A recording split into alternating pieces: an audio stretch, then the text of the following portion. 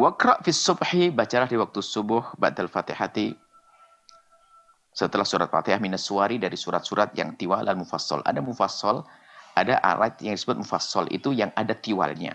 Tiwalul mufassal itu adalah gelar ayat antara surat Hujurat sampai juz amma, sampai amma yatasalun. Kemudian setelah itu adalah kisah ausatuhu, wasatnya adalah min dari amma yatasalun sampai wadduha. Kemudian kisah mufassal, pendeknya adalah dari duha sampai akhir. Ini adalah penjelasan tentang tiwal mufassali wa kisaruhu wa awsatuhu. Nah, fil maghrib min kisori. Kalau maghrib pendek-pendek deh. Wa fi dhuhri wal asri wal isya'i min awsati. Kalau maghrib, dhuhr, isya, awsat. Awsat itu mulai juz amma, mulai amma yatasun sampai duha. Milih di ayat, antara ayat itu. Ini anjuran saja. Anjuran. Kalau kita subuh agak panjang dikit lah, jangan pendek-pendek lah. Subuh agak panjang. Makanya matiwalul mufassal tadi. Amma ke atas, ke hujurat sampai hujurat. Sebagian ulama berbeda antara madhab-madhab. Kurang lebihnya seperti itu. Kemudian setelah itu, awsatuhu, kalau sholat isya sama maghrib, awsatul mufassali, amma yatasalun sampai duha. Kemudian setelah itu, kalau maghrib, kalau isya, fi dhuhri wal asri wal isya min awsati. Kalau zuhur, asar, isya pakai awsat. Awsat itu tengah-tengah. Yaitu amma sampai duha. Kurang lebihnya seperti itu. Biarpun kita tahu langganannya qul huwallahu ahad. Ya sah. Ini anjuran saja. Kemudian kalau sholat maghrib, kisor, pendek. Yang pendek adalah duha sampai akhir. Itu anjuran. Biarpun pada prakteknya mungkin jarang sekali yang menerapkan ini. Tapi bolehlah. Mungkin yang punya hafalan Quran dan sebagainya menerapkan amalan, menerapkan ilmu-ilmu ini.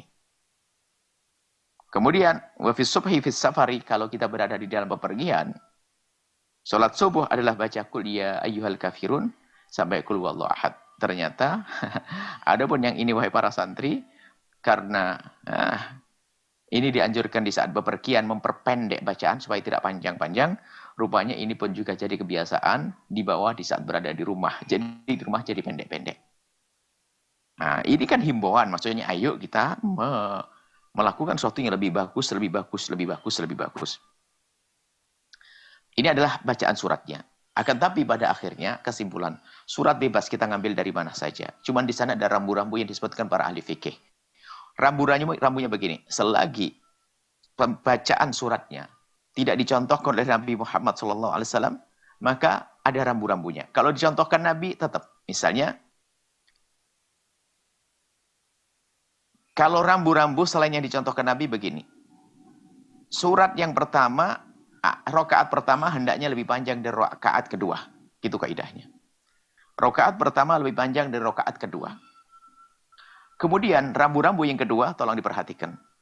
Rakaat kedua itu letak ayatnya di dalam urutan Al-Quran tentu lebih belakang dibanding rakaat yang pertama. Jangan dibalik. Misalnya, kita pengen biarpun sifatnya lompat-lompat. Misalnya, rakaat pertama membaca ayat kursi. Ya, setelah baca ayat kursi, maka ayat rakaat keduanya adalah belakang ayat kursi. Biarpun gulallah. Jangan sampai gulallah had dulu, kemudian setelah itu ayat kursi. Biarpun juga tetap sah sholatnya. Ini anjuran. Jadi rambu-rambunya, selagi tidak dicontohkan Nabi, maka kalau kita ingin baca surat Al-Quran, rambu-rambunya yang pertama adalah, rakaat yang pertama hendaknya lebih panjang dari rakaat yang kedua. Satu.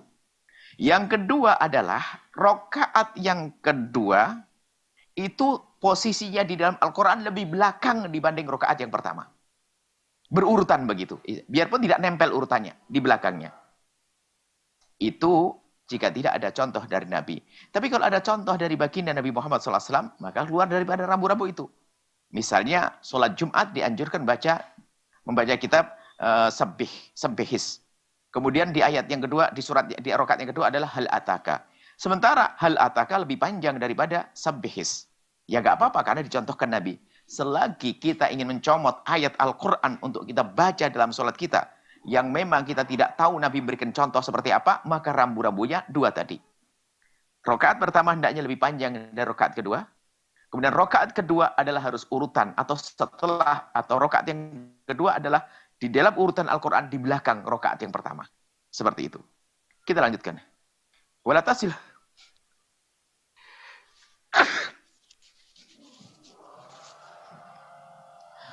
Wala tasil akhirat surati bitakbiratir ruku'.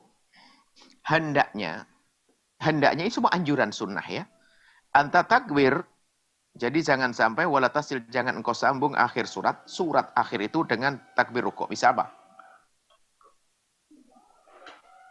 Qul a'udzu birabbin nas, malikin nas, ilahin nas min syarril waswasil khannas, alladzi yuwaswisu fi sudurin nas minal jinnati wan nasi. Allahu akbar, langsung nasi Allah. Tidak membatalkan sholat, cuman anjurannya jangan disambung. Jadi selesaikan dulu ayat Al-Quran. Minal jinnati wan nas. Nafas. Baru Allahu akbar. Gitu ya, tolong diamalkan wahai para santri. Bukan, biarpun nggak ada masalah. Minal jinnati wan nasi Allah. Ya sah, tapi hendaknya minal jinnati wan nas. Baru setelah itu Allahu akbar.